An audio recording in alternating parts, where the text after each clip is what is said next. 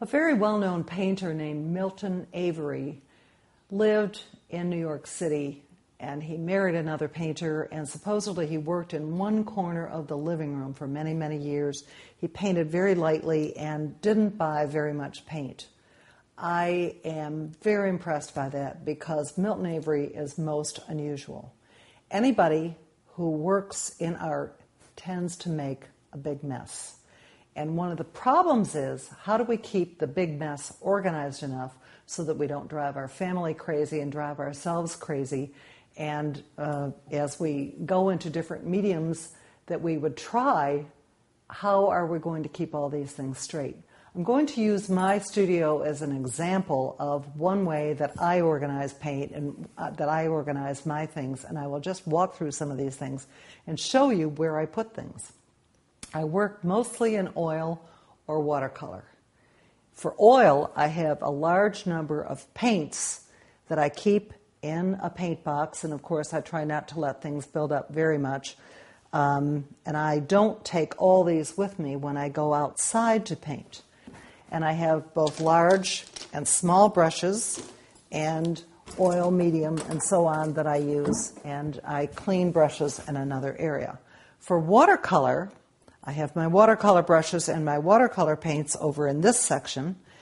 And when I paint either in the studio or go out on location, I need easels. I have a full easel down here that I can take or set up here, or a half easel that I have here. There's a little painting of my daughter's dog on it. Or I have another large easel that I can use for watercolor, pastel, or whatever. Right now I have some at a coffee shop. I'm doing a show later this week. I have some at a shop in a town nearby, and so on. But I also have things here. So I need to put them someplace, and when you hang pictures in a show, you tend to hurt the frames very frequently, unfortunately. I have a rack here that I can put finished watercolor paintings into. So this rack folds up. I can take it when I do a show.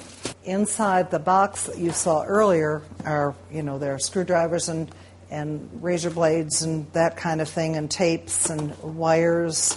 There are drawers filled with more gadgets and tape, and the linen tapes and the other kinds of special tapes are pretty specialized, and sometimes they're expensive. Tape measure.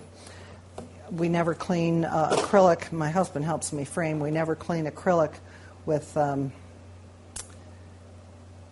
Windex or anything that would make it cloudy. You have to use the special acrylic cleaners. So I hope that this has shown you some of the vast numbers of just pieces of paraphernalia that are useful in making art. And I'm very lucky to have a big studio to be able to put it all in. Some people have bigger ones and some smaller, but whether it's a bedroom and you're putting things under the bed or whether it's a big studio, we will all garner a few too many things and need places to put them. I hope this has helped you get some idea of the ways that at least I store materials. This is Eileen Pastorius. Until next time.